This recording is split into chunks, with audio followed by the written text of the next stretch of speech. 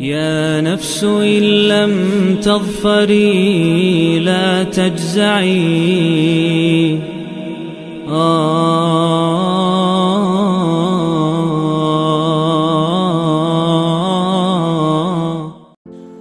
اعوذ باللہ من الشیطان الرجیم بسم اللہ الرحمن الرحیم۔ دوستو، آج ہم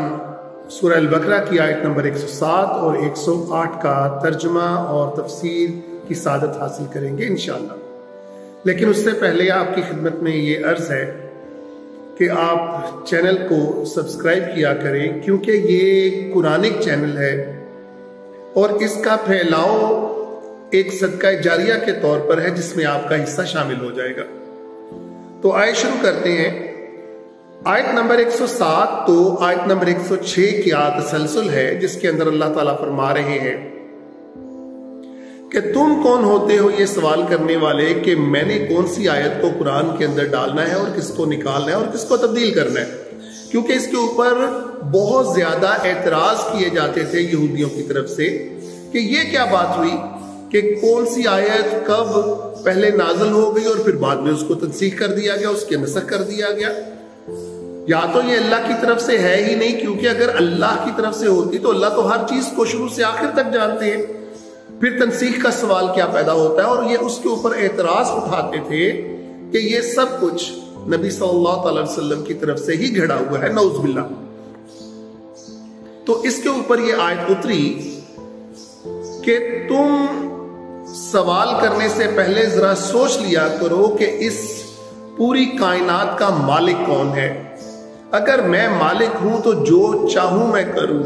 جو میرا اختیار ہے، جیسا اختیار ہے میں جیسے مرضی استعمال کروں۔ تم کون ہوتے ہو اور میرے اختیار کے سامنے سوال کرنے والا کون ہے؟ تو دوستو، یہ تو 107 کی تھی جو شان نزول۔ اب 108 نمبر کے اندر اللہ تعالیٰ کو مختلف لوگوں کا نبی صلی اللہ علیہ وسلم سے سوال کرنا اور بے وجہ سوال کرنا پسند نہیں تھا۔ اصل میں بات یہ تھی کہ قرآن کا نزول ہو رہا تھا، ایک معاشرہ سیٹ ہو رہا تھا، ایک معاشرہ تشکیل پا رہا تھا، اور اس کے اندر ڈیفینیٹلی بہت سے سوال پیدا ہو رہے تھے۔ اب وہاں پر اصحاب اور کفار بیک وقت مختلف سوالات لے کر حضور صلی اللہ علیہ وسلم کے پاس حاضر ہوتے رہتے تھے، جس سے آپ کے اوپر ناگواری گزرتی تھی، آپ پریشان ہوتے تھے کہ اس قدر سوالوں کے جواب میں کیسے دوں۔ اس کے اوپر اللہ تعالیٰ نے ان کی سرزنش کی، اور پھر اسی طرح جیسے ہمیشہ نبی صلی اللہ علیہ وسلم کی بیک کے اوپر، پشت پناہی کے اوپر کھڑے ہو جاتے ہیں، ان کا ساتھ دیتے ہیں، ان کی ہر پریشانی کے اندر ان کی دلجوئی کرتے ہیں۔ یہاں بھی وہ دلجوئی کے لیے آ گئے، اور یہ شان نزول ہے اس آیت کی۔ نبی صلی اللہ علیہ وسلم فرماتے ہیں کہ مجھ سے ایسے سوال مت پوچھا کرو جیسے حضرت موسیٰ علیہ السلام کی قوم ان سے پوچھتی تھی، اور ظالم ترین ہے وہ شخص جس کے کسی ایسے سوال سے کوئی حلال چیز حرام ہو جائے۔ لہذا کوئی بھی سوال کرنے سے پہلے سوچنا چاہیے اور رتبہ دیکھنا چاہیے کہ ہم کس سے سوال کر رہے ہیں۔ ایک دفعہ ایک شخص نبی صلی اللہ علیہ وسلم کی خدمت میں حاضر ہوا، صحیح حدیث ہے، اور اس نے آ کر ایک عجیب سا سوال کر دیا کہ یا رسول اللہ، اگر ہم اپنی بیوی کو کسی غیر مرد کے ساتھ پائیں، اگر ہم خاموش رہیں تو بھی بے غیرتی، اگر ہم اس کے بارے میں بات کریں تو ذلت، تو ہمیں کیا کرنا چاہیے؟ تو آپ کو اس کا سوال یہ بہت ناگوار گزرا، مگر آپ خاموش رہے۔ لیکن بعد میں وہی شخص اسی کیفیت کے اندر گرفتار ہوا اور اس کے اوپر لعان ہوا۔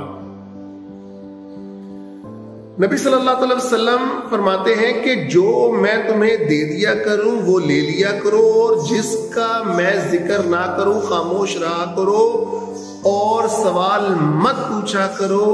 کہیں ایسا نہ ہو کہ چیزیں تبدیل ہو جائیں تمہارے سوالوں کے ساتھ اور وہ تم پر بھاری گزرے بعد میں۔ حضرت انس فرماتے ہیں رضی اللہ تعالیٰ عنہ کہ ہم کسی بات کا سوال کرنا چاہتے تو روب کے مارے ہم سوال نہ کر پاتے اور دعائیں کرتے کہ کاش کوئی بادیہ نشین باہر سے آ جائے اور سوال کر لے اور ہم سن لیں۔ ایک اور صحابی فرماتے ہیں برا بن عازب کہ ہمیں ایک سال گزر جاتا حضور صلی اللہ تعالی علیہ وسلم سے کوئی سوال پوچھنے کے لیے، مگر آپ کے روب کے مارے ہم وہ سوال آپ سے پوچھ ہی نہیں سکتے تھے۔ تو دوستو، یہ ہے وہ کیفیت جس کے اندر اللہ تعالیٰ نے اس آیت کا نزول کیا، اور اس کے علاوہ بھی بہت سوال ہوتے تھے۔ ایک دفعہ ایک شخص آ گیا نبی صلی اللہ علیہ وسلم کے پاس اور کہنے لگا کتنا ہی اچھا ہوتا کہ اگر ہمیں بھی بنی اسرائیل کی طرح گناہ کرتے اور فوری معافی مل جاتی۔ تو اس پر نبی صلی اللہ علیہ وسلم نے ناگواری کا اظہار کیا اور فرمایا تمہیں وہ قوم میری قوم سے اچھی لگتی ہے؟ وہ جب کوئی گناہ کرتی تھی تو ان کے دروازے کے اوپر اسی وقت قدرتاً لکھا جاتا تھا، اور ساتھ اس کا وہ فدیہ بھی لکھا ہوتا تھا جو اس نے ادا کرنا ہوتا تھا۔ آپ لوگ تو بہت خوش قسمت لوگ ہیں کہ آپ کے گناہوں کے اوپر اللہ تعالیٰ فوری پکڑ نہیں کرتے اور اس کو عیاں نہیں کرتے۔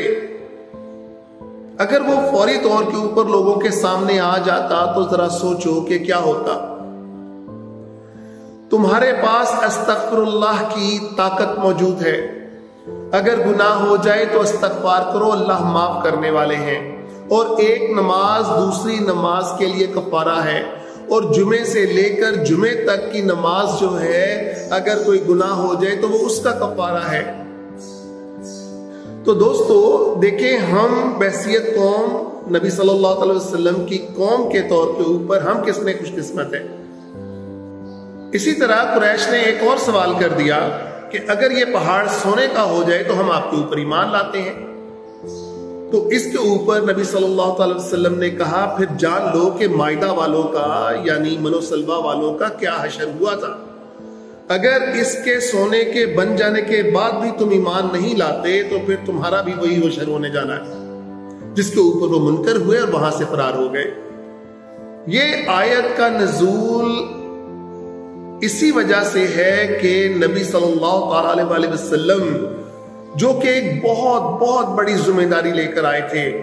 اس ذمہ داری کو مرتعش نہ کر دیا جائے، اس ذمہ داری سے گریز نہ ہو جائے، ان کے بے پایاں اور بے تکے سوالوں کا جواب دیتے دیتے۔ لہذا اللہ تعالیٰ اپنے نبی صلی اللہ علیہ وسلم کی دلجوئی اور ان کی پشت پناہی پر اس آیت کے ذریعے بھی کھڑے ہیں کہ ان کی طبیعت کے اوپر ناگواری نہ گزرے۔ دوستو دیکھو، جو اللہ اپنے رسول صلی اللہ علیہ وسلم کی طبیعت کا بھی خیال رکھے، آپ ذرا اندازہ لگا لیں کہ وہ باقی معاملات میں نبی صلی اللہ علیہ وسلم کے ساتھ کس طرح کھڑے ہوتے ہوں گے۔ تو مزید تفسیر اس کی کرتے ہیں، آئیں پہلے ہم اس کے بارے میں اس کی عربک کو پڑھیں اور اس کو جانیں۔ علم تعلم، تعلم کا مطلب تاشرو میں ہے، اس کا مطلب تم، علم کا مطلب جاننا، کیا تمہیں نہیں پتا؟ علم ماضی کا صیغہ بناتا ہے ان اللہ، کہ اللہ لہو ملک السماوات، اسی کے لیے ہے، لا شروع میں آ گیا، اس کا مطلب فور ہوتا ہے، یعنی کے لیے، لہو اس کے لیے ہے، ملک السماوات اس کی ملکیت ہے۔ کیا ملکیت ہے؟ سماوات یہ آسمان، والارض یہ زمین، وما لکم من دون اللہ، اور نہیں ہے تمہارے لیے، لا پھر آ گیا، اس کا مطلب کے لیے، کم کا مطلب تمہارے لیے، اور نہیں ہے تمہارے لیے، من دون اللہ اللہ کے علاوہ، من ولی ولا نصیر کوئی بھی ولی نہیں ہے، کوئی بھی دوست نہیں ہے، اور کوئی بھی مددگار نہیں ہے۔ نصیر کا مطلب مددگار۔ آیت نمبر 108، ام تریدونا، ام کا مطلب کیا، ترید تاشر میں آ گیا، اس کا مطلب تم، تریدون ارید کا مطلب چاہنا، تریدون واو اور نون نے اس کو جمع کا صیغہ بنایا، کیا تم چاہتے ہو، ان کے تسالو تا شروع میں ہے، تم کہ تم پوچھو، سالہ کا مطلب پوچھنا ہوتا ہے، کس سے پوچھو، رسولکم اپنے رسولوں سے پوچھو، اپنے رسول سے پوچھو، کما سئلا